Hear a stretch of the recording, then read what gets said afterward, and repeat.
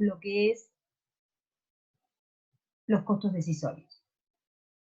Cuando uno va a tomar decisiones, hay muchas, en las empresas nos encontramos con que tienen relación directa con la producción, los costos, las ventas, los precios. Y además tenemos que considerar cuál es el periodo de tiempo que vamos a tener en cuenta para llevar a cabo esa decisión. En el caso... Profe, le hago una pregunta. sí, ¿Usted está compartiendo pantalla? sí, Porque no me figura absolutamente nada. Tengo la pantalla en blanco. No sé si soy el único. está el título en la pantalla. Dice costos decisorios. No, no No, se no me ve, profe, aparece. a mí tampoco me parece. A ver, aguarden un segundo entonces.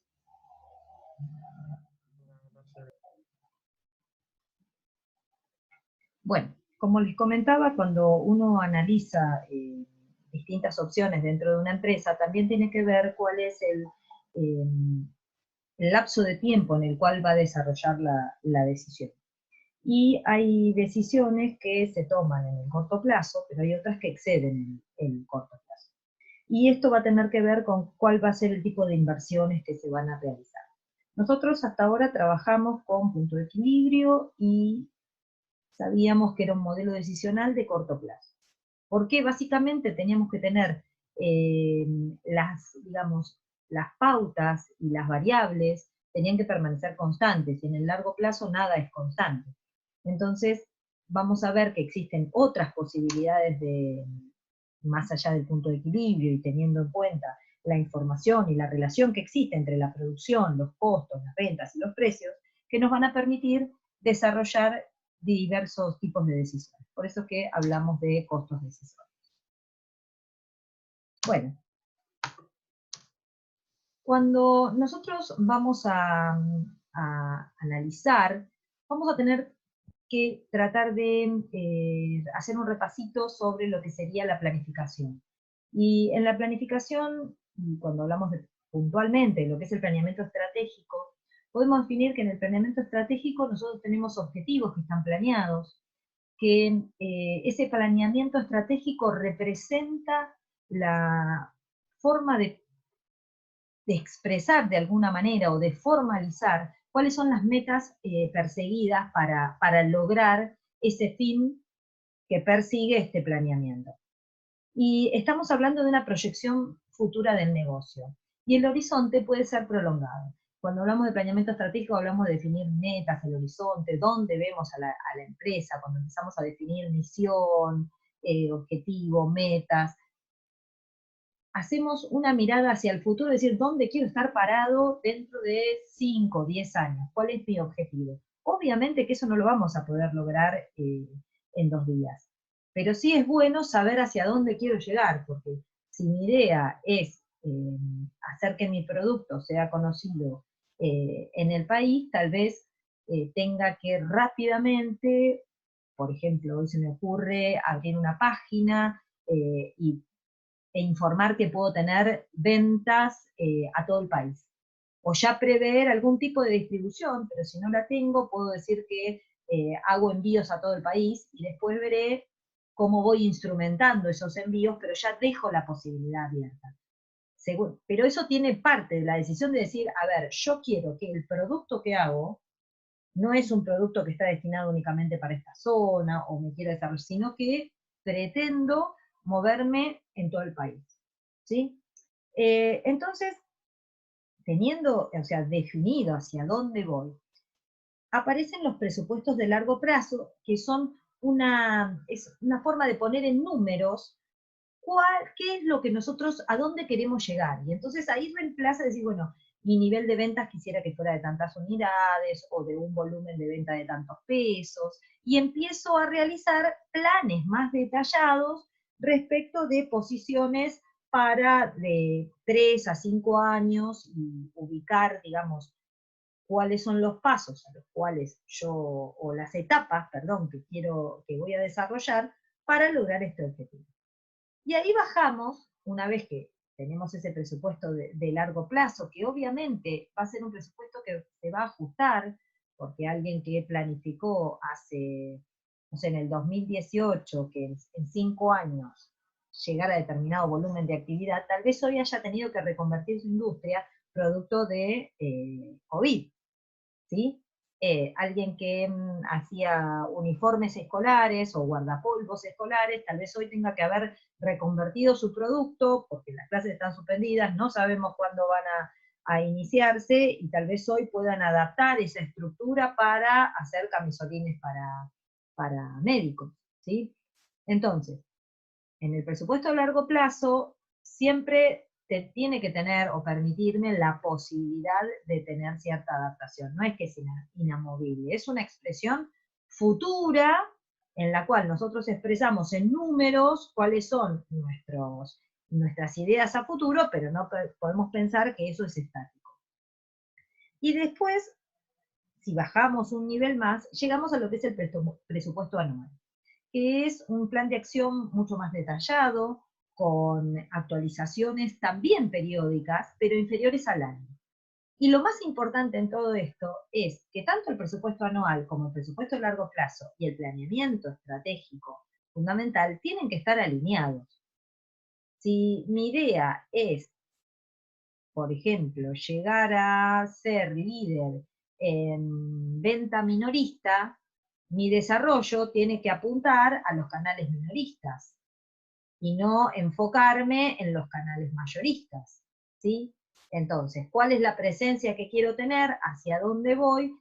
Esa acción, no puedo decir en el presupuesto anual, decir, bueno, a ver, cuando yo voy a decir cuál va a ser la venta a los minoristas, el 10% de mi venta. Pero ¿cómo? ¿No te querías enfocar en los minoristas? ¿O llegar en línea directa al minorista? Esto tiene que tener una coherencia, ¿sí? Entonces ustedes seguramente lo van a ver con más detalle en lo que es administración. Vamos a definir el corto plazo. Y cuando definimos el corto plazo, también depende en qué contexto nos estemos manejando. Y el corto plazo es a ver cómo se llega a fin de junio. En condiciones normales, el corto plazo puede ser 1 o 2 años. Y si uno hubiera hablado la semana pasada, en Estados Unidos podríamos hablar de un corto plazo tal vez de hasta 3 años. Acá el corto plazo hablamos de decisiones de corto plazo como menores al año. Y hoy la realidad es que con las noticias que llegan de Estados Unidos, con la revuelta que hay, no sé, hay una gran inestabilidad, sobre todo en un año de elecciones, con a dónde puede llegar o para dónde puede llegar a mover la economía y hasta políticamente, que va a condicionar el desarrollo del país. Entonces, nosotros vamos a definir el corto plazo como un plazo que no excede al año. En el corto plazo y en un año, si uno piensa en una planificación, esa planificación va a estar enfocada hacia la operación. ¿Sí? Las decisiones que no van a exceder el año quiere decir que el impacto no va a ser en años futuros. Como por ejemplo, si yo decidiera ampliar la planta, va a ser un impacto que lo voy a sentir este año con la inversión y va a ser una amortización y va a ser, digamos, una planta que me va a quedar armada para el año que viene. No es que el año que viene no está más y la hice por un ratito, ¿sí? Entonces, en el corto plazo no vamos a tener inversiones de capital significativas. Esto no quita que uno no pueda comprar una máquina, pero cuando hablamos de máquinas hay distintas envergaduras, encontramos distintos presupuestos respecto de las máquinas. Hay veces que comprar una máquina implica millones de dólares y hay veces que implican 10, 20, 30 o 40 mil pesos. Entonces, cuando hablamos de no involucrar inversiones de capital, lo hablamos de no involucrar decisiones de capital realmente significativas, ¿sí?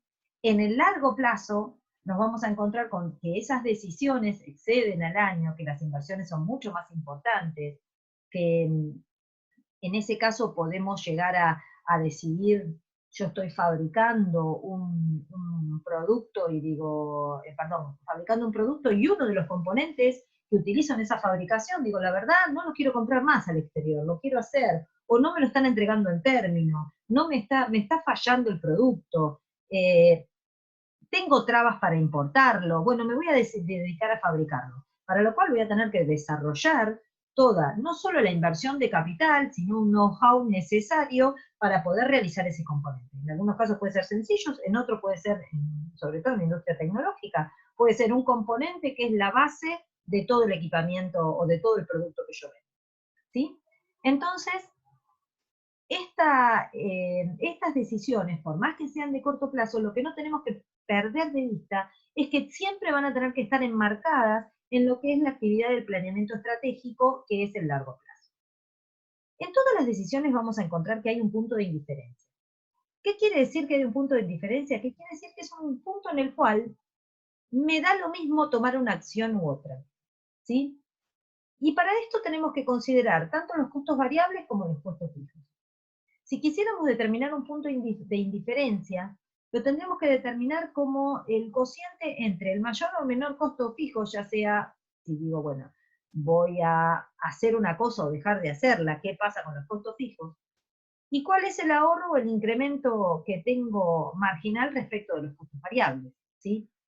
Cuando hablamos de ese mayor o menor costo fijo y el ahorro o incremento marginal que se da respecto de los costos, lo que hacemos es comparar una situación actual con una situación futura en la que, o sea, esa situación futura sería la que estaríamos analizando, en la que nosotros vamos a comparar cuál es el costo variable de la situación actual por la cantidad. Fíjense que esto se parece o tiene algo de relación con la fórmula de punto de equilibrio. Lo importante que es ese desarrollo de la fórmula de punto de equilibrio de partir del P por Q menos costo variable por cantidad menos costo fijo igual a 0 o a lo que yo quiera obtener, expresado como lo quiera expresar. Si nosotros acá tenemos que definir cuál es el punto de indiferencia en cualquier decisión, lo que tenemos que evaluar es cuáles son los costos actuales, los costos de la situación actual, igualarlos a los costos de la situación prevista. Y eso me va a permitir determinar cuál es la cantidad en la que me da lo mismo hacer una cosa o la otra. Como herramienta a la idea de poder definir que hubiera una cantidad en la cual hacer lo que estoy haciendo o lo que pienso hacer me da exactamente lo mismo. No me va a generar ningún tipo de valor agregado.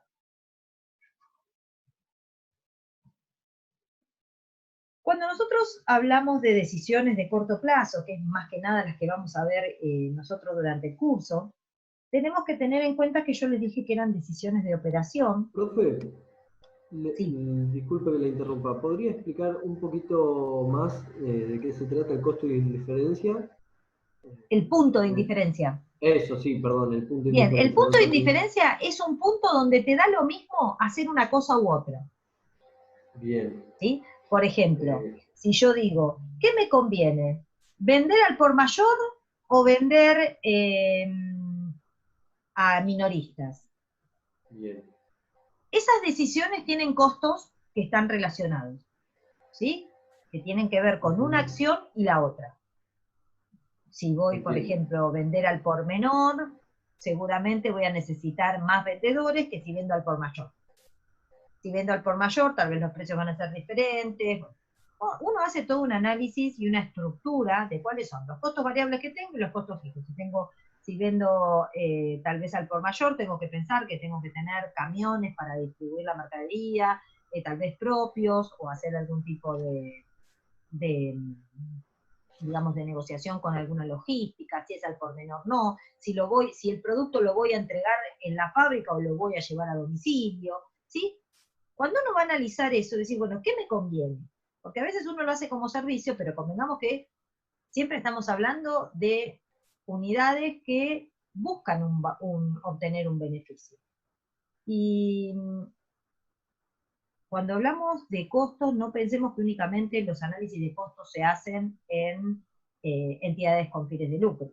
Podemos encontrar análisis de costos en entidades de fines de lucro. Lo que pasa es que el beneficio en la facultad está medido por la formación de profesionales. No tenemos un rédito de decir, bueno, ¿cuánto obtengo por cada alumno que sale graduado? Pero ahí el beneficio está en la cantidad de graduados que se obtienen. ¿Para qué? Para los recursos, para tener una relación entre los recursos empleados y la cantidad de graduados que, por ejemplo, se obtienen. ¿Sí? Entonces, siempre vamos a poder analizar costos y siempre vamos a tener que tomar decisiones, más allá del tipo de Bien, actividad que estemos desarrollando. Entonces, perfecto. volviendo a tu pregunta, de este punto de indiferencia. Cuando hablamos de punto de indiferencia es como diciendo, bueno, a ver, si vos tenés que pensar, ¿me voy en un taxi hasta un lugar o tomo el colectivo? Y depende, porque si somos 4 los que vamos ahí, 4 pasajes de colectivo, ponele, vamos a hacer una cuenta fácil. Son 10 pesos cada uno, son 40 pesos. Y si vamos en un taxi, me sale 40. Y la verdad que te da lo mismo. Ahí vos vas a Claro. decidir tal vez en función de una comodidad, porque el costo es lo mismo, y estamos hablando de dos transportes totalmente diferentes, porque el taxi te lleva hasta 4 personas, ¿sí? Y llevándolo a lo teórico que vemos acá en esta diapositiva, el valor de Q, ¿qué representaría en Es la cantidad de unidades en las cuales, ¿cuál es el costo variable de la situación actual? Vos te estás refiriendo a un producto determinado o a un servicio determinado, al objeto de costos. Ese objeto de costos tiene un costo variable y un costo fijo. Perfecto. Entonces, este costo variable y este costo fijo que tengo en la situación actual, ¿qué pasa en la situación que quiero analizar?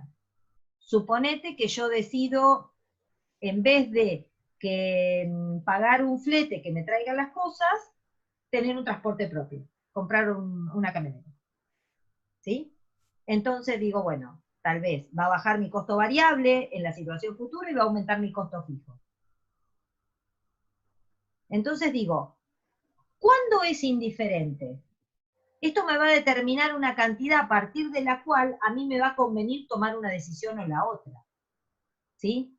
Porque yo digo, para 10 unidades me da lo mismo que contrate o que tenga una camioneta. Pero si yo voy a vender 20 unidades, ya no me da lo mismo, porque el costo de la situación actual es más alto que el de la situación prevista. Pero la realidad es, ¿voy a poder vender 20 unidades? Porque si la verdad que mi nivel de actividad está alrededor de las 10 unidades, me da lo mismo una cosa u otra. Y acá va a Bien. depender, y es muy importante en este caso analizar, volvemos para atrás, con esa alineación que pedimos que tengan los planes de corto plazo con el largo plazo, es cuál es la proyección que yo tengo. Si pienso que voy a crecer y que voy a vender mucho más, obviamente voy a decir, bueno, a partir de este momento me conviene tomar esta decisión.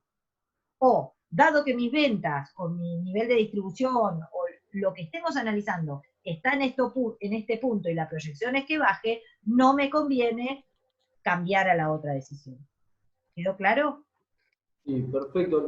Igual lo que me termina de dar, lo que no me termina de cerrar es la lectura de la fórmula. Eso es lo que no termino de interpretar. O sea, el concepto me lo explicaste, me quedó perfecto.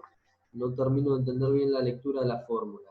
¿Qué lectura? A ver, tenemos los costos de la situación actual.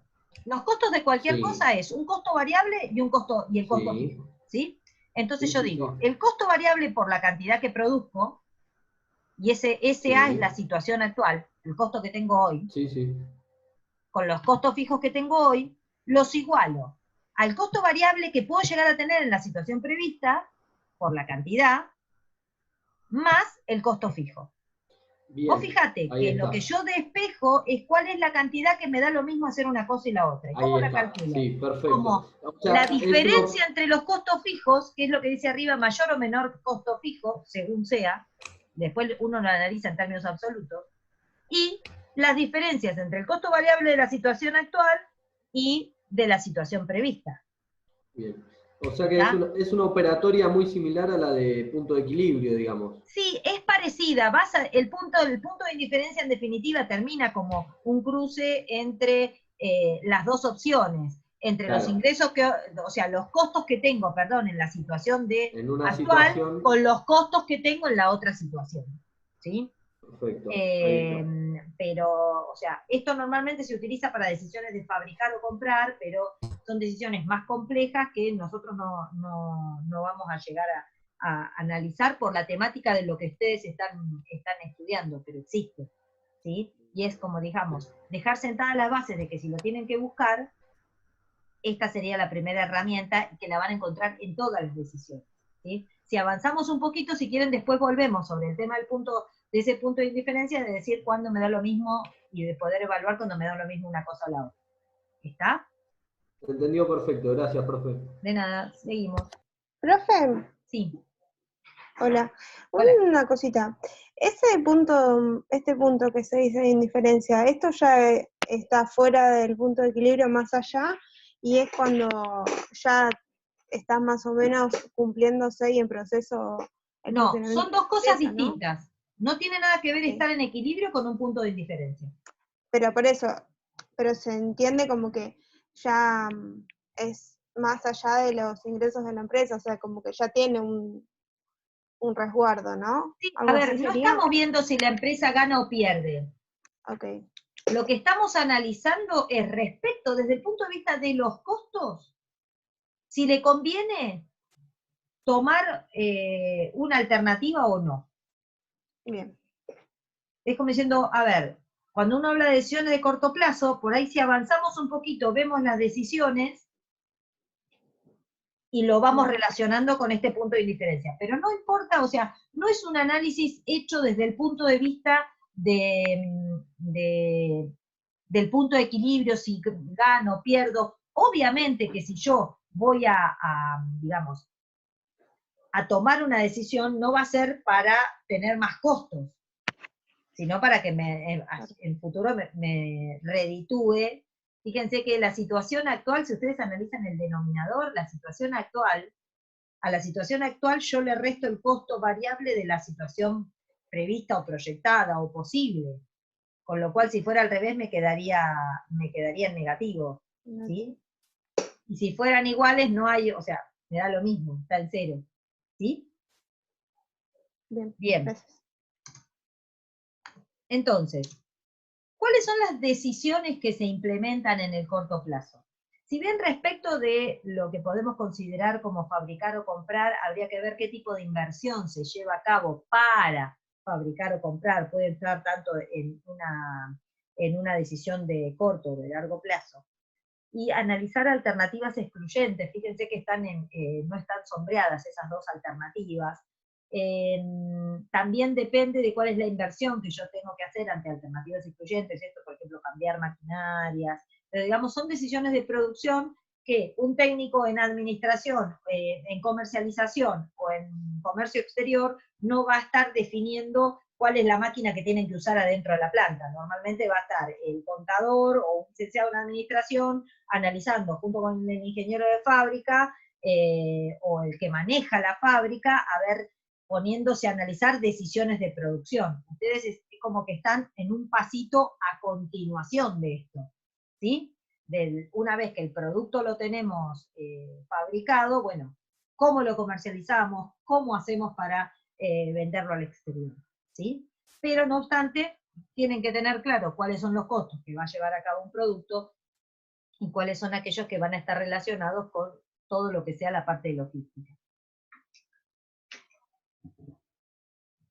Bueno, entonces, en esas dos decisiones que les digo, tanto la primera como la última, que depende el volumen de recursos que estén involucrados, pueden ser decisiones de corto o de largo plazo, nosotros nos vamos a enfocar en estas 4 decisiones que tenemos en el medio, que son continuar una línea de producto o eliminarla, introducir una nueva línea, vender en estado natural o semiprocesado, o sea, o continuar procesando, y la venta masiva o al detalle. Digamos que serían las 4 opciones con las que vamos a trabajar.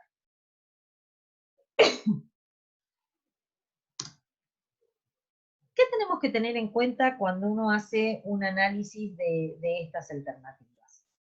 Seguramente nos vamos a tener que remitir a lo que vimos en las clasificaciones de costos que hacen o que tienen que ver con los temas de decisiones, que son costos relevantes, costos evitables, no evitables, costos incrementales, cuáles eran los costos erogables, los no erogables, o también, miren, con los costos erogables tenemos autores que lo llaman como erogables y no erogables, vivos y muertos, reembolsables, desembolsables o no desembolsables.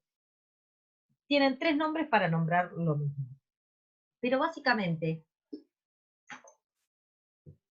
la característica que tienen estos costos es que el costo relevante, cuando uno habla de la definición de algo relevante, es aquello que importa, ¿sí? Y entonces, ¿por qué nos importa? Porque según el curso de acción que nosotros elijamos, este costo que estamos analizando va a diferir. Hay otros que no. Si yo tengo un depósito para una determinada cantidad de productos, puede que el mantenimiento del depósito sea relevante o no en función de cuál es la decisión que voy a tomar. Porque, por ejemplo, me puedo encontrar con que ese depósito no me alcance y tenga que ver de alquilar otro depósito. O que tal vez lo tenga que acondicionar. Por ejemplo, con una cámara de frío. Pero también puede darse el caso de, no importa el depósito que yo tengo, mi tipo de producto no va a cambiar, el depósito va a ser el mismo, venda un producto u otro, haga alguna modificación en los productos que fabrico o no, los voy a guardar en el mismo lugar. Fíjense que un mismo costo puede ser relevante o no relevante de acuerdo a qué es lo que estoy analizando. Y cuando hablamos de relevantes, nos respondimos una pregunta de por qué. ¿Qué pasa con los costos relevantes? ¿Por qué es relevante? Porque va a cambiar de acuerdo a la alternativa de acción que yo elija. También en esa relevancia nos podemos encontrar en que hay costos que aparecen y hay costos que, si bien existen, pueden variar. Entonces nos encontramos con los costos incrementales. ¿Qué es la diferencia que se da en un costo entre una alternativa y otra? ¿Sí? Primero tengo que analizar cuáles son los costos que se van a modificar. También me voy a encontrar con que hay costos que pueden ser nuevos y otros que van a desaparecer. Entonces, son relevantes porque son nuevos y son relevantes porque desaparecen distintos tipos de costos. Y hay otros que se van a mantener, pero el monto del costo va a aumentar o disminuir. O sea, cuando hablamos de cuánto, qué pasa con ese costo en lo que tiene que ver con el quantum, vemos que hay una diferencia entre una alternativa y otra. Esto se puede aplicar tanto a los costos como a los ingresos. Vamos a tener ingresos incrementales, que son aquellos que se suman a los que ya tengo, ¿sí? Y costos incrementales, por ejemplo, aumentar una dotación de personal. Yo ya tengo un grupo de personas que está trabajando, pero les tengo que decir que trabajen más horas. Entonces, ¿por qué es relevante? Porque difiere. Si yo realizo esta acción, el costo va a cambiar. Y es incremental porque tengo una diferencia entre una alternativa y la otra. ¿Sí? Cuando hablamos de eliminar segmentos no rentables, lo que estamos decidiendo es, si un producto que yo vengo fabricando, comercializando, obviamente cuando hablo de fabricar, se entiende que uno fabrica para vender. Entonces siempre va a haber una actividad de comercialización mínima o máxima, pero va a haber una actividad de comercialización. Entonces, yo lo que digo es, también puedo hacer este análisis, no desde el punto de vista de la fabricación, si yo no tengo fabricación, desde el punto de decidir, conservo o elimino un producto que distribuyo. ¿Sí? Entonces, en este conservar o eliminar un segmento, tenemos que ver que eso me va a generar una decisión sobre las utilidades. Y hay veces que se analiza ustedes ya ahora están familiarizados con el costeo variable, cuando hacen precios menos costos variables, la contribución marginal, le restan los costos fijos y obtienen el resultado. Hay segmentos o productos, ¿sí? O servicios que estamos prestando que a priori cuando uno analiza dice, esto me da pérdida, pero esa última línea del resultado neto que determinan con el costeo variable es un poco engañosa. Y ahora vamos a ver por qué. El efecto de eliminar un segmento o mantenerlo tiene que ver con las utilidades. Y en esto vamos a tener que hacer un análisis de cuáles son los costos fijos que están relacionados con ese producto. Si nosotros analizamos un estado de resultados por costeo variable, el que ustedes utilizaban para comprobar el punto de equilibrio, ¿lo recuerdan? ¿Sí o no? Háganme una señita al menos. Vieron que determinábamos la contribución marginal y después teníamos esa contribución marginal era la que nos permitía a nosotros absorber costos fijos. Cuando analizamos los costos fijos, hay costos fijos que son propios de una línea de productos y hay otros que son costos fijos comunes a toda la empresa. Y ahí están esos costos que uno reparte, que hacían en las primeras clases cuando decían, bueno, tenemos, a ver, el impuesto inmobiliario, y lo repartíamos por todos los sectores. Si uno le asigna a un segmento, ¿sí?, una porción de esos costos fijos que tenemos que absorber, y ese segmento lo eliminamos, ahí tenemos que analizar qué pasa con los costos fijos, cuán eliminables son, e identificar dentro de los costos fijos cuáles son los costos fijos propios y cuáles son los costos fijos que son comunes a todas las líneas. Porque en definitiva lo que importa es el resultado global de la empresa y no el de ese segmento.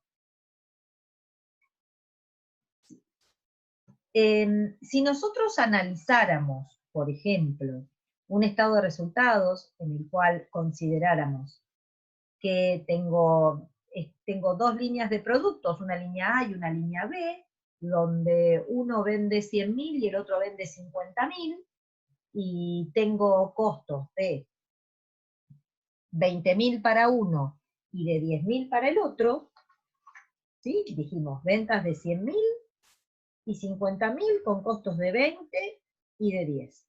Tendríamos contribuciones marginales de 80 y 40, ¿sí? Si me siguen con un lápiz. Después tendríamos costos fijos. Cuando hablamos de costos fijos propios, hablamos cuáles son los costos de cada segmento. Por lo cual, a esas contribuciones que determinamos de 80 y 40, le vamos a tener que restar los costos fijos propios. Por ejemplo, una patente que tenga cada producto, ¿sí? Que yo tengo que pagarla, que es una patente que la pago por año, por eso estamos hablando de un costo fijo. Supónganse que esa patente tiene un costo de 10.000. Y después tenemos costos que son el alquiler del espacio donde yo produzco estos productos, ¿sí? Los dos. Entonces, si yo dejo de fabricar uno de los productos porque digo, me da pérdida, tengo que analizar de los costos fijos qué es lo que puedo eliminar. Porque seguramente el costo variable de 10 que tenía en el caso de este producto que vendía 50, llamémosle A y B, el segundo producto, el costo fijo de la patente lo voy a poder eliminar. Pero si yo tuviera por distribución un costo fijo de 50, que tuvieran que absorber cada uno de los costos fijos comunes, me encontraría con que el producto B, si tengo 50 de ingreso y ya tiene un costo fijo de 50, va a dar pérdida, ¿sí? ¿Por qué? Porque tenía 50, costo variable 10, me quedaba una contribución marginal de 40, le restaba los costos propios, que eran de 10, y le restaba 50, que eran los costos que tenía distribuidos. Estamos hablando de que tengo costos fijos de 60 con una contribución de 40. Estoy perdiendo 20. En el otro caso, digo, no, mantenía el otro producto porque el otro producto, que hoy tenía una contribución marginal de 80, costos propios fijos de 10, y los otros 50, que eran los costos fijos comunes, me quedaba una ganancia de 20. Mientras que el otro perdía 20. Entonces, ¿qué digo? En definitiva, la empresa no ganaba ni perdía porque los 20 que ganaba el producto A los perdía con el producto B y estaba en 0. Entonces digo, ¿cuál es la mejor opción?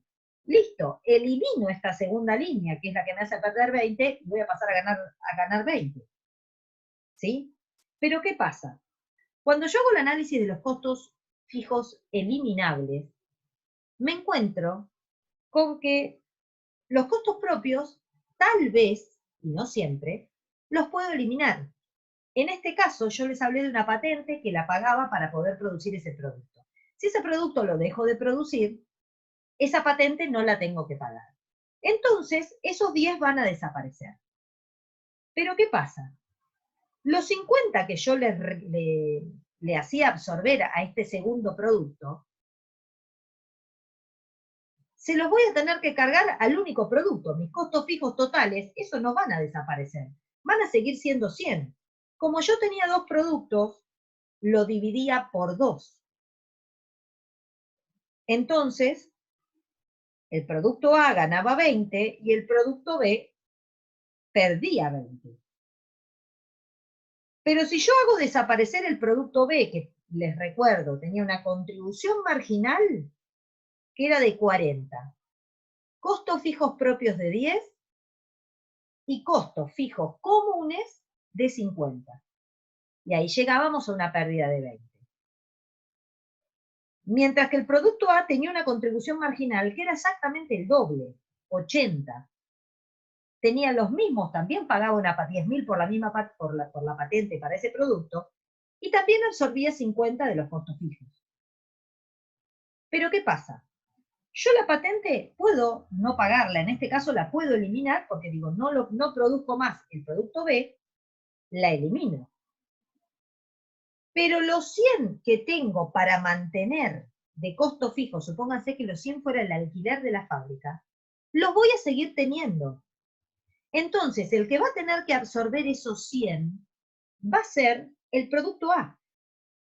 Entonces, de pasar a ganar 20, voy a tener una contribución marginal de 80, un costo fijo propio de 10 y costos fijos comunes que ya van a pasar a ser, los va a tener que absorber la única línea de producción que está en funcionamiento. Y si no fuera la única, las restantes van a tener que absorber estos 100. Con lo cual, yo de ganar 20, la empresa pasaría a perder 30.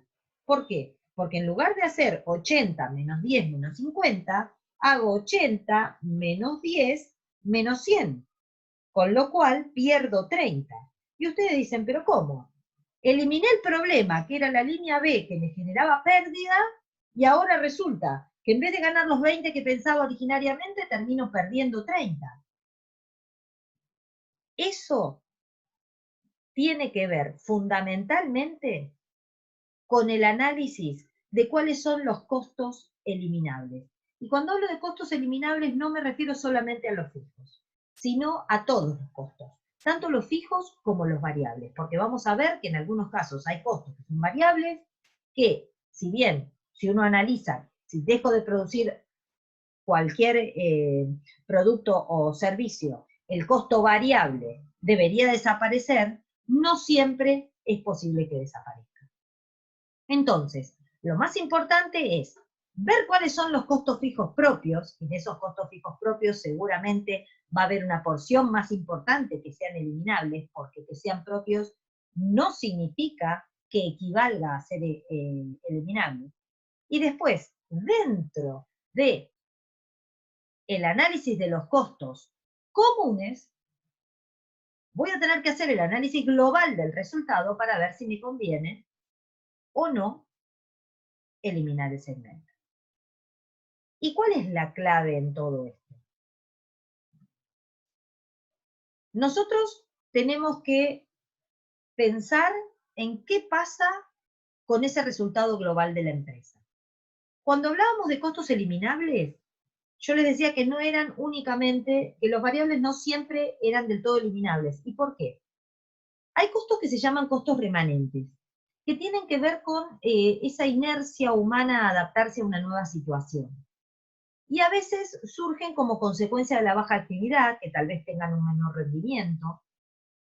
Yo les puedo asegurar que hoy que todo vuelva a funcionar al mismo ritmo que funcionaba el 16 de marzo, seguramente nos va a costar, porque arranquemos que a aquellos que no van a trabajar, pensemos en si ustedes se tuvieran que levantar a la mañana para ir a la facultad.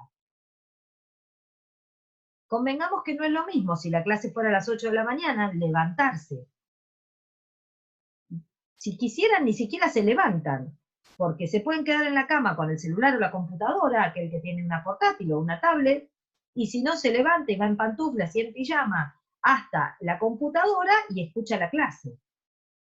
Que es más, hay gente que está tomando mate o está tomando un café, podría estar hasta desayunando mientras está la clase. Y sin embargo, si ustedes fueran a la facultad, en algunos casos el que vive más cerca podrá levantarse 7:30, desayunar rápido y llegar a la facultad a las 8, o levantarse a las 7, pero hay otros que se tienen que levantar a las 6 o a las 6:30.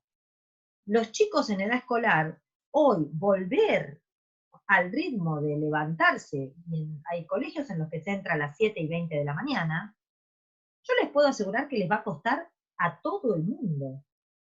Padres, hijos, al que va a trabajar, y la verdad que para mí levantarme y hacer cosas de la facultad o de mi estudio particular en casa, la realidad es que no tendría, podría hacerlas en pijama, no necesito vestirme, y no puedo ir en pijama a la facultad o al estudio, ¿sí?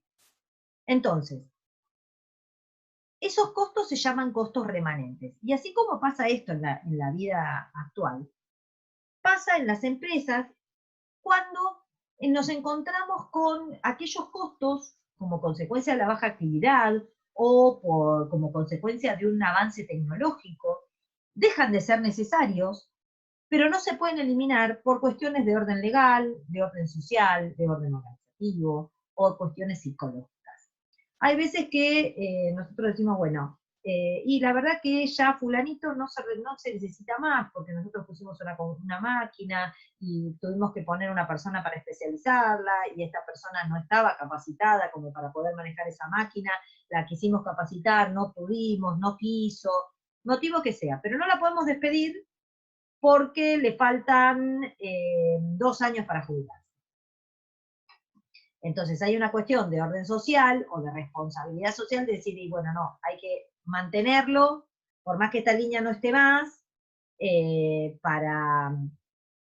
que mantenerlo con la empresa hasta que se jubile. O es el delegado sindical, entonces hay una cuestión legal que me impide poderlo despedir. O a veces el orden legal es, si yo hoy quisiera despedir a una persona, tengo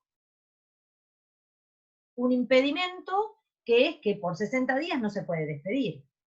Y si lo despido tengo costos altísimos, con lo cual tampoco sería posible hacerlo. ¿Sí? Hay veces que sí, pero no necesariamente. Hay veces que digo, bueno, yo la verdad que no necesito tener 10 personas, pero como tengo que tener un control en cada lado, tengo que cubrir un puesto determinado, aunque se utilice poco, mi organización requiere que cuente con ese recurso. Y desde el punto de vista psicológico, imagínense que si uno elimina una línea o prevé eliminar una línea y empieza a despedir gente, es probable que el contacto del resto de los empleados, el resto de los operarios, puede causar preocupación, moral baja, empiecen a distraerse, puedo tener problemas en la producción del producto que es el que me estaría rindiendo. Hasta podría llegar a tener un boicot, depende de cuál sea la relación y la situación dentro de la empresa. A los efectos de decir, no, hagamos las cosas, podría ser, hagamos las cosas más despacio porque si no van a sacar gente. ¿Sí? Entonces, cuando hablamos de los costos remanentes, vemos que algo que tal vez era variable y que decimos esto desaparece y a esta persona la hago desaparecer, me encuentro con que tal vez no, la reubico en otro sector. No es que esté mal, Porque tal vez hay veces que es posible, no, fulanito no lo voy a despedir si elimino esta línea porque lo voy a poner en esta otra línea. ¿Sí? A que trabaje en esta línea, que necesito un apoyo. Entonces, ese costo, más allá de que sea por una cuestión social, legal, no desaparece. Y lo que sí desaparece cuando uno elimina una línea de producto son los ingresos que esa línea de producto me provee. Entonces, fíjense qué importante es analizar cuáles son los costos eliminables, porque vimos que estos costos comunes, como podrían ser, por ejemplo, el alquiler, no se eliminaron, los sigo teniendo, pero los tiene que absorber el producto que quedó funcionando, o los productos que hubieran quedado. Entonces, como por regla general, si nosotros asumimos que cuando analizamos nos vamos a encontrar con que los ingresos sí desaparecen, pero no todos los costos necesariamente, cuando yo dejo de fabricar y vender un producto, hay algo, lo único que tengo claro es que ese ingreso no lo voy a tener más. Lo que no tengo claro es cuántos de los costos que están involucrados en esa decisión van a desaparecer. Entonces, no es conveniente eliminar un segmento que tenga una contribución marginal que exceda los costos fijos eliminables. ¿Y por qué digo que exceda los costos fijos eliminables? Y ahí me juegan los costos propios. Vieron que yo en ese estado de resultados que les comenté así en el aire, hablé de que esta línea B tenía una contribución marginal de 40, tenía costos propios por 10 y costos comunes por 50. Esos 30 que dijimos que perdíamos si dejábamos de tener esta línea, tienen que ver con la contribución marginal neta que queda una vez que yo saco los costos propios eliminables. ¿Sí? En realidad, yo cuando voy a hacer el análisis de costos fijos eliminables, lo voy a hacer respecto a los propios, no de los totales, porque si la planta sigue abierta no va a haber ningún costo eliminable. Dentro de mis costos propios, de esos 10, esos costos pueden ser que no todos sean eliminables. Entonces, si ninguno de esos costos fueran eliminables, a mí me quedaría una contribución neta de 30 que me permitiría, si bien no logro cubrir los 50 que me tocan en el reparto de los costos fijos o de los costos comunes que tengo que absorber como el resto de la línea de productos, por lo menos me hago cargo de 30. Pero si no tengo el ingreso, ni siquiera tengo los 30 para poder cubrir algo de esos costos que vienen en el reparto. O mejor dicho, académicamente, en esa distribución que hicimos de los costos fijos. Si nosotros podemos eliminar esos costos, me quedarán, digamos, esos 30 que me van a permitir cubrir los costos fijos. Por eso dice que si yo elimino una línea de productos que tiene una contribución marginal que exceda los costos fijos eliminables, es decir, si los costos propios fueran de 50, la contribución marginal ya no me permite ni cubrir los costos propios. O sea que si yo de esos costos propios puedo eliminar 20 y me quedan 30 y la contribución marginal no me permite, no llego a cubrir eso, listo. Ya con eliminarla, elimino costos y elimino pérdidas. Ya sería una pérdida, digamos, total porque los costos eliminables son mayores a la contribución marginal. Pero en este caso, al eliminar una línea de producción que tiene una contribución marginal positiva, va a dejar de contribuir con aquellos costos que son no eliminables. Y por lo menos, mientras yo estoy vendiendo este producto, si bien no me genera utilidad, hace que la pérdida sea menor, porque los ingresos que obtengo, la contribución marginal que puedo obtener por este producto, me va a permitir por lo menos cubrir algo. Imagínense, ustedes compraron para el fin de semana el fin de semana o el día siguiente a cuando se determinó la pandemia, que fue creo que el 16 de marzo, no, 16, 18, jueves 19 de marzo, habían comprado para el día siguiente decir, bueno, a ver, compraba, no sé, sanguchito para juntar. Y si no tengo, por ejemplo, no tengo, digo, no pude juntar la plata, iban a repartir para juntar y pagar los sanguchitos. No se juntaron, pero al menos pude recuperar algo, o por lo menos digo, bueno, perdí la plata de los sanguchitos, bueno, porque no vino nadie, entonces nadie me pagó. Bueno, si por lo menos me los puedo comer y no tengo que comprar comida al día siguiente, no perdí todo. Y con esto pasa lo mismo, la contribución marginal que tiene es esa posibilidad de poder recuperar algo. O supóngase que alguien dijo, mirá, yo paso por tu casa, me mandás una motito y dame mi parte, que te mando la plata. Y bueno, es mejor que nada. Con esto pasa lo mismo. Primero que nada, tengo que ver si la línea tiene contribución marginal positiva. Ningún producto que tenga contribución marginal positiva debería continuar produciéndose. Aunque hay excepciones, pero a priori no debería continuar produciéndose. Después tengo que ver qué pasa con los costos fijos eliminables. Si yo tengo una contribución marginal superior a los costos fijos eliminables, quiere decir que estoy ganando más allá de esos costos fijos y voy a poder cubrir los otros costos que no van a desaparecer, pero por lo menos los voy a minimizar o los voy a reducir en la proporción del excedente de esa contribución marginal. Por eso volvemos a este punto donde dice análisis del resultado global de la empresa. No podemos pensar en analizar una línea de productos en forma aislada. Tenemos que considerarla de analizar en forma global, de todos los productos, qué pasa con todo el resultado de la empresa. ¿Qué aspectos tenemos que considerar? Cuando nosotros hacemos análisis de decisiones, hay aspectos que son cuantitativos, que tienen que ver pura y exclusivamente con los costos, pero hay también aspectos que son cualitativos.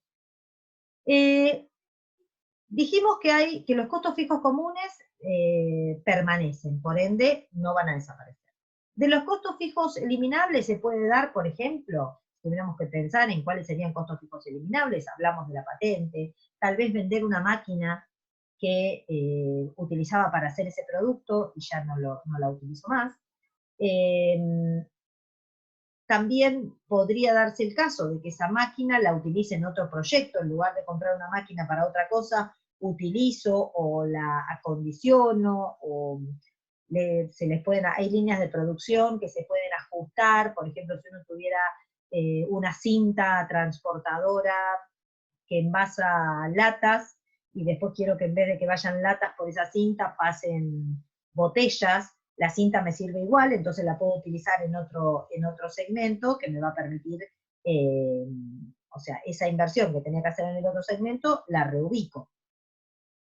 Y después tenemos que analizar aspectos cualitativos que tienen que ver con la clientela, el impacto sobre el resto de los productos de la compañía, la imagen, el personal, y cuáles son los potenciales usos de esa capacidad ociosa que me va a quedar como consecuencia de no producir más esa línea.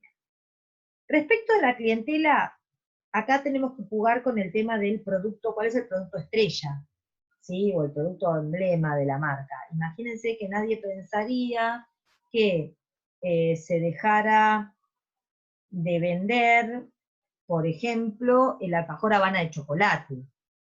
El de chocolate y dulce de leche, los dos alfajores clásicos tradicionales, puede que no le den ganancia, pero nadie pensaría en dejar de producir esos, porque son los productos emblemas con los cuales se hicieron famosos. Sí, después agregaron el ultra, el de chocolate amargo, el para celíacos, el con nuez, las distintas con frutas, pero el alfajor era el clásico con dulce de leche.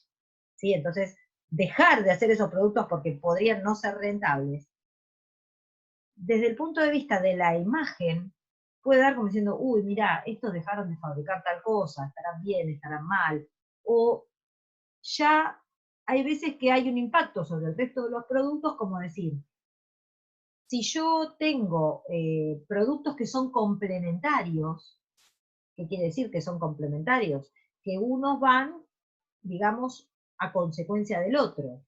Si yo vendo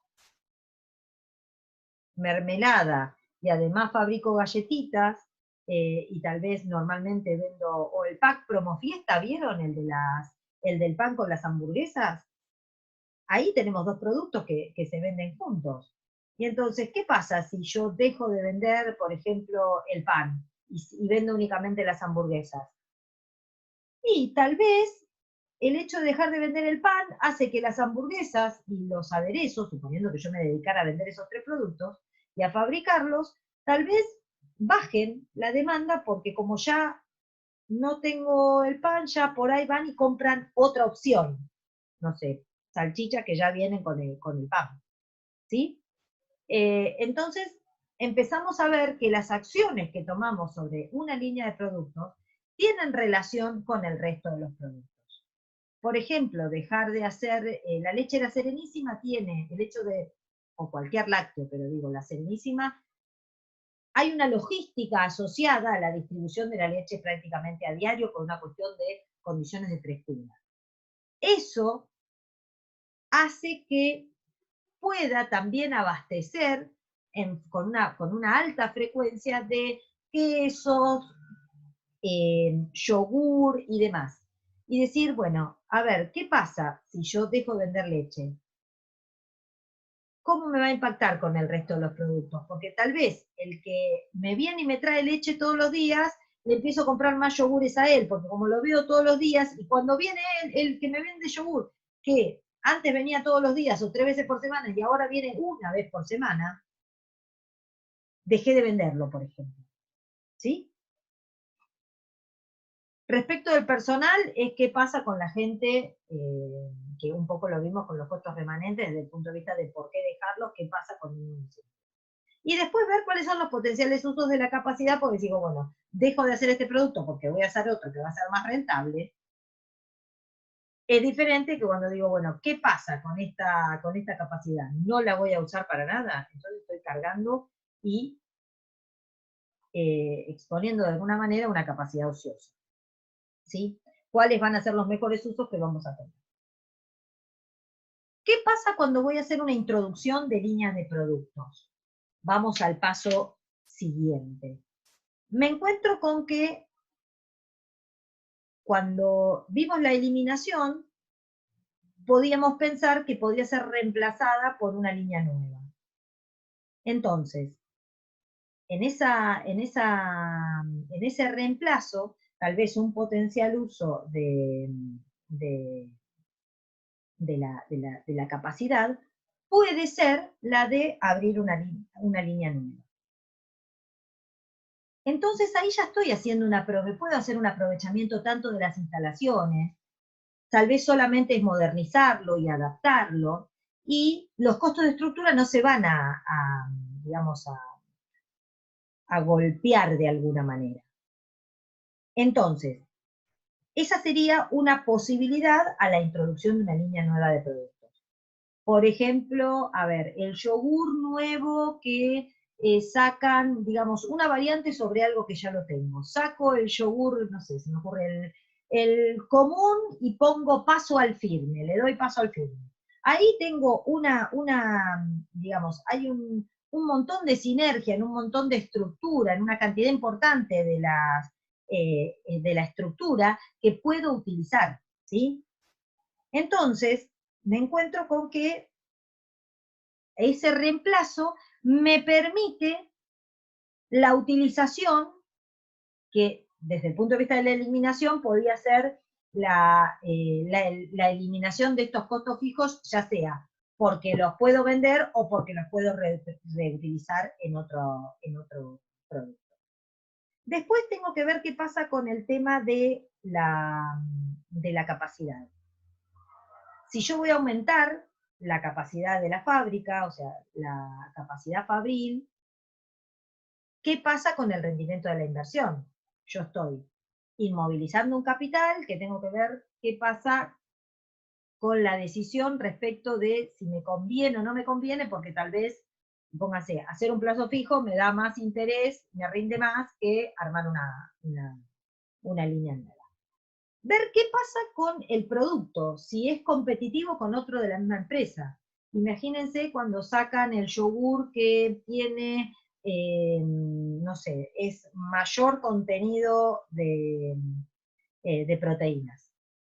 Me encuentro con que, y tal vez la gente que compra yogur deja de comprar el firme para pasar a comprar el que tiene más cantidad de proteínas, ¿sí? O que tiene menos grasa.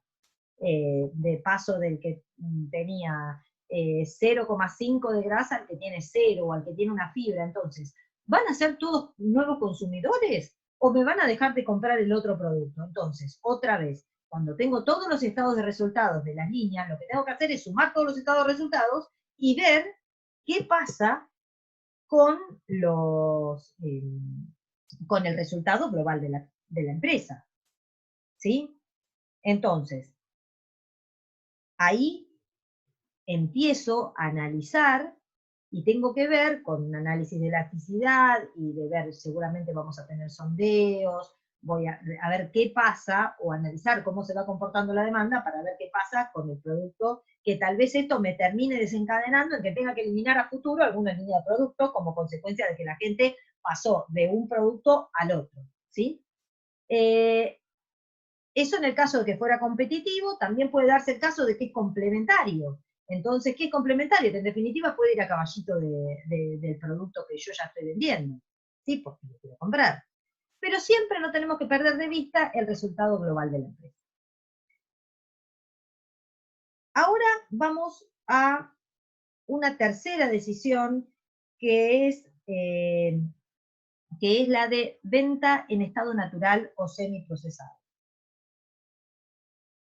Cuando analizamos venta en estado natural o semiprocesado o continuar procesando, lo que estamos analizando es una situación en la cual nosotros tenemos ya, digamos, el desarrollo de un sistema productivo, o también lo podemos ver desde el lado de la distribución, y lo que estamos ya distribuyendo determinados productos, y nosotros pensamos en hacer algo más a partir del punto en el cual yo hoy estoy distribuyendo o vendiendo, fabricando, es decir, le hago un proceso posterior.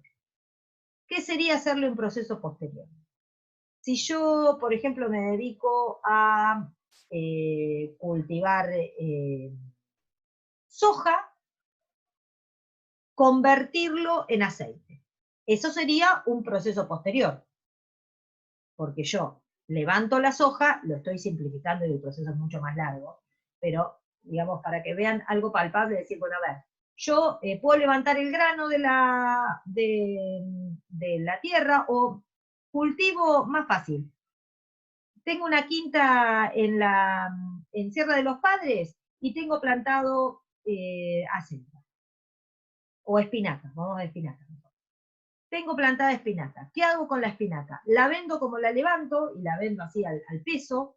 ¿O se me ocurre hacerle un proceso posterior en el cual digo, no, la voy a lavar, la voy a envasar y la voy a vender ya limpia y lista para poner en la ensalada? ¿Qué es lo que tengo que ver eso? Acá nosotros tenemos, si nosotros vamos a analizarlo a grandes escalas, tenemos una relación que puede darse el caso con la producción conjunta, que ahora vamos a ver un poquito la definición de producción conjunta, y tengo un análisis de costos e ingresos incrementales. ¿Por qué?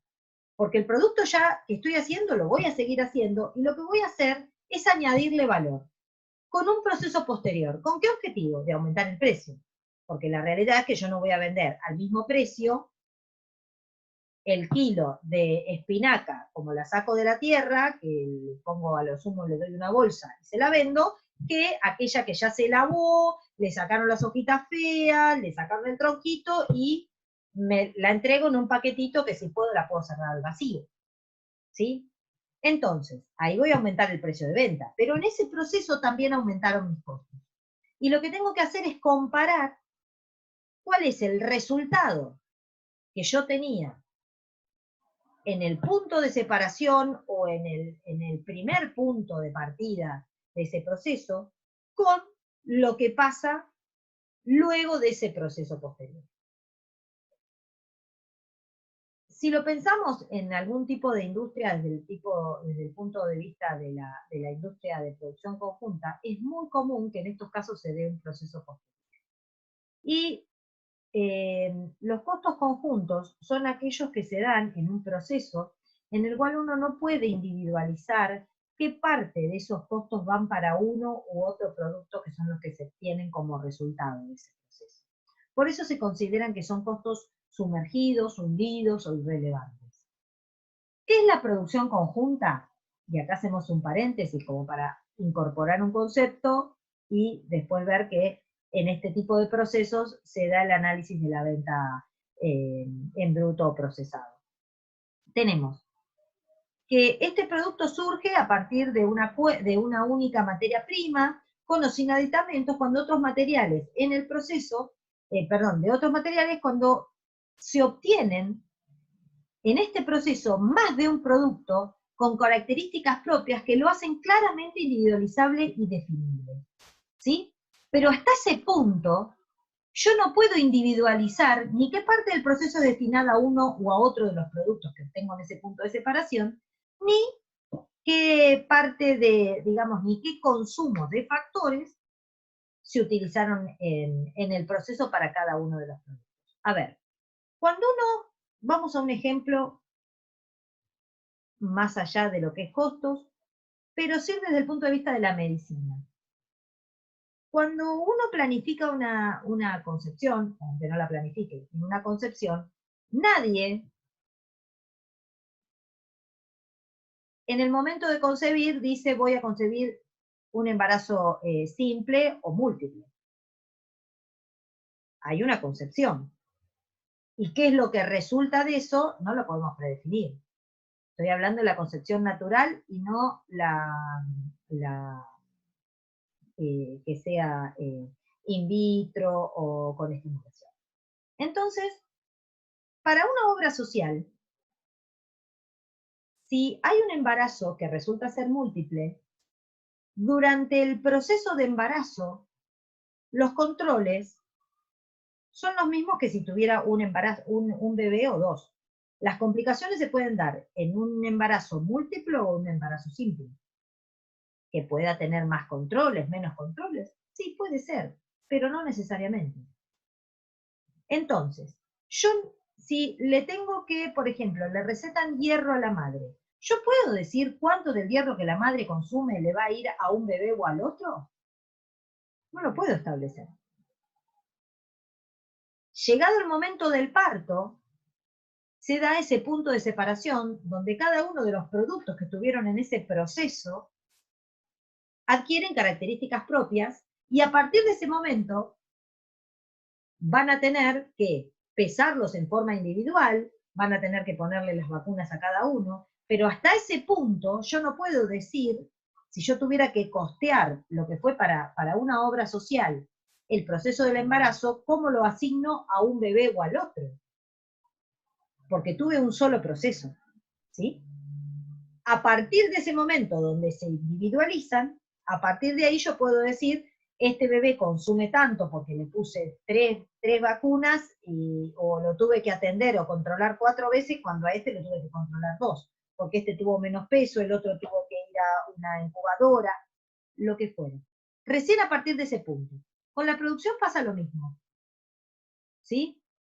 Entonces, yo proceso, en el caso del procesamiento, del caso que les comentaba hoy, de la soja, no es una producción múltiple, pero también se da que este costo, mientras estuvo bajo tierra y se levanta, es un costo sumergido. ¿Por qué? Porque no va a ser relevante, porque lo que va a importar es qué pasa con los costos que yo agrego, que van a añadir valor, y cuál es el aumento que tengo en el precio respecto de ese valor que le añadí que consumió costos. ¿Sí? Acá tenemos un ejemplo, por ejemplo, de producción conjunta, valga la redundancia, en el cual tenemos, se procesan limones, naranjas. En esa producción entra naranjas en una máquina, y esa máquina por un lado separa el aceite, por un lado separa el jugo, y por el otro lado separa la cáscara, y por el otro lado separa la pulpa. En el medio del proceso, yo no puedo identificar qué parte se usó para el aceite, para el jugo, no. Hay una máquina donde entra en un proceso que automáticamente descarta por un lado la cáscara, extrae el jugo y lo saca por un lado, y los aceites de la cáscara los envía por otro sector.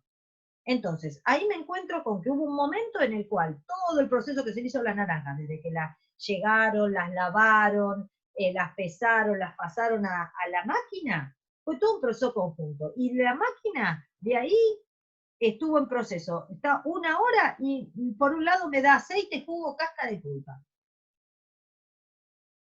Todo lo que pasó hasta ese punto, para mí son costos comunes. Y son costos que los tengo sí o sí. Ya sea que venda en el estado en que yo encuentro el aceite, el jugo, la cáscara y la pulpa, o que me dedique a procesar y embotellar el aceite, por ejemplo, que tendría un proceso posterior. ¿Cuáles son las características? Se da que hay una materia prima común, un proceso conjunto indivisible, un punto de separación. Hay 2 o más productos que se pueden individualizar, el proceso es conjunto y el proceso adicional es complementario. ¿Sí? Esto es para que ustedes tengan una idea cuando les hablan de producción conjunta, porque es lo que se pone de ejemplo cuando uno analiza estas alternativas entre costo, venta en bruto o procesado. ¿Cuáles son las condiciones de análisis? Decir, bueno, a ver, ¿qué pasa con la empresa más allá de ese punto de separación? Y cuando hablamos de punto de separación, ya sea porque estamos hablando de la producción conjunta, o de ese punto en el cual nosotros comenzamos a generar un proceso posterior, aunque no sea una producción conjunta. Porque lo que estamos analizando es, por un lado, si ya lo proceso, cuáles son los costos relevantes, salarios, equipos, como para analizar qué pasaría si decido dejar de hacerlo. Y la otra opción sería, yo llego al punto de separación y me pregunto, ¿y si me dedico, si hago este proceso posterior, como les contaba hoy de la espinaca, y si la lavo, la embolso y la vendo lista para la ensalada, ¿cuáles son los costos relevantes? ¿Cuáles son los costos que van a aparecer? ¿Qué pasa con mi capacidad? Voy a necesitar tal vez tener más gente, porque no me puedo arreglar yo sola. O con 3 personas necesito agregar una más, necesito agregar una máquina. ¿Sí? Esas son las 2 condiciones que voy a tener que analizar. Quedó claro que lo que yo comparo es cuál es la contribución marginal que tengo en el momento en el cual obtengo el producto con la contribución marginal que aparece, o la diferencia de resultado que aparece entre, yo lo que tengo que comparar es, suponiendo que a mí me pagaran, vamos al caso de la espinaca, yo la vendo a 10 pesos el kilo, así como sale de la tierra, y o lo que sería en la verdulería, y lavada y lista la vendo a 15. Ahí tengo que ver que el ingreso incremental es de 5 pesos por kilo. A esos 5 pesos yo les voy a tener que restar cuáles son los costos posteriores por kilo que tuve para agregar ese proceso. La bolsa, el lavado, y ver si realmente los costos posteriores son mayores que el ingreso o no. Y si me conviene, porque si yo en el punto de separación o en el punto en el cual yo obtengo la espinaca, me encuentro con que la vendo a un precio de 10 y mis costos son de 2. Tengo una contribución marginal de 8 y después la vendo a 15, pero lo que obtengo, los costos que tengo son de 10 pesos, en definitiva termino ganando 5. No me conviene hacer ese proceso posterior, aunque en definitiva obtenga ganancia, ¿sí? Aunque obtenga más precio, porque me aumentaron los costos y esa contribución bajó. ¿Sí? Bien, y para terminar, la venta masiva o al detalle.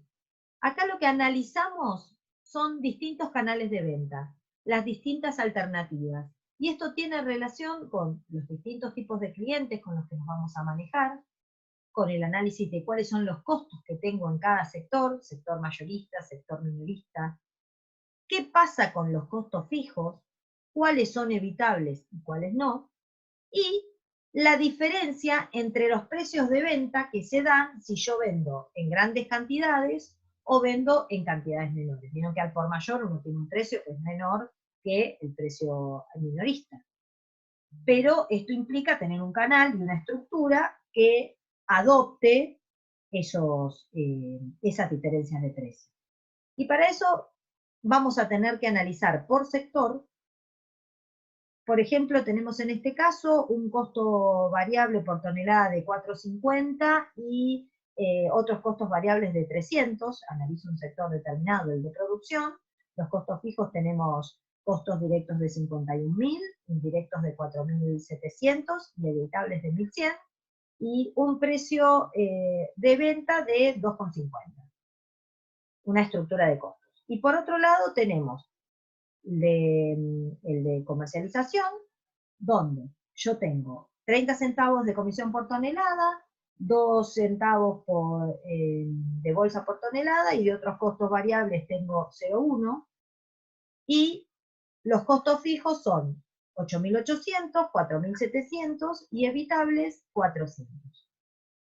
Y tengo un precio de venta de 3 pesos. Acá tengo sobre un mismo producto con dos alternativas distintas, ya sea producirlo o comprarlo, con esas diferencias de precio de venta. Y acá tenemos cuál es el ingreso que tengo por producción y por comercialización. Cuáles son los costos variables que me representan. Y después, ¿qué pasa al comercializar? ¿Qué pasa con los precios de venta en bloque? Donde se me agregan costos, y entonces yo obtengo el resultado, lo voy a analizar en forma total, ¿sí? Voy a llegar, veo cuál es la contribución marginal que tengo para el sector de producción y para el sector de comercialización. Fíjense que en el caso de los ingresos por ventas, para el sector de producción obtenía 125.000 pesos, y los de comercialización obtienen 150.000. ¿Sí? Son dos opciones distintas sobre lo mismo, mientras que al comercializarlo se le agregan costos adicionales de 125.000 que hacen que la contribución marginal baje a 8.500, mientras que si yo los vendo directamente en producción, tengo 87.500. ¿Sí? ¿Qué pasa? Después tengo costos fijos directos de cada sector. El sector de producción obviamente tiene costos fijos más importantes que el de comercialización, tanto los directos como los costos fijos directos, como los costos fijos indirectos que hacen a la línea de producción, y tenemos una contribución marginal de 35.400 cuando teníamos un precio menor de 2,50 y una contribución marginal de 700 negativa cuando estábamos teniendo 50 centavos más por ese producto. ¿Sí? Con lo cual, en definitiva, yo lo que tengo que analizar es, cuando hablamos siempre de analizar la situación global de la empresa, para analizar un sector y el otro, es este caso que tengo acá donde esto puede darse. Acá estamos hablando masiva o al detalle, pero también podría darse si yo estoy analizando líneas de productos. Fíjense, si yo tuviera solamente la línea de producción, obtendría una contribución marginal de 35.400 menos 3.200, estaría en un resultado de 32.200. Pero, como la línea de comercialización me da pérdida, ¿qué pasa con el resultado global de la empresa? Pasa a ser 31.500. ¿Sí? Como siempre, lo que tengo que ver es cuáles son los evitables. Entonces, yo podría eliminar la línea de comercialización y digo, bueno, a mí no me conviene hacer esta comercialización en bloque, por ejemplo. ¿Por qué pierdo? Por hacerla en forma masiva, me conviene hacerlo al detalle. Y en definitiva, en este cuadro lo que tienen es un resumen de cómo tengo que analizar las decisiones, que nunca las tengo que analizar en forma individual, sino en el total de lo que representa el resultado para toda la empresa. ¿Sí? Bueno, los dejo ahora que vean a ver qué deciden. Algunos dirán respecto de estas decisiones vamos a hacerlos, otros qué podemos hacer, otros dicen que no, otros dicen que a ver si uno hace algo o no, pero bueno, el tema es que hay que ponerse a decidir y ver qué es lo que conviene y qué es lo que no conviene, pero siempre analizando un paso más allá de simplemente el resultado o una sola de las variables. No podemos analizar una decisión teniendo foco en una única variable, ni en el resultado que no sea el global de toda la empresa. ¿Sí? Bueno, terminamos por hoy.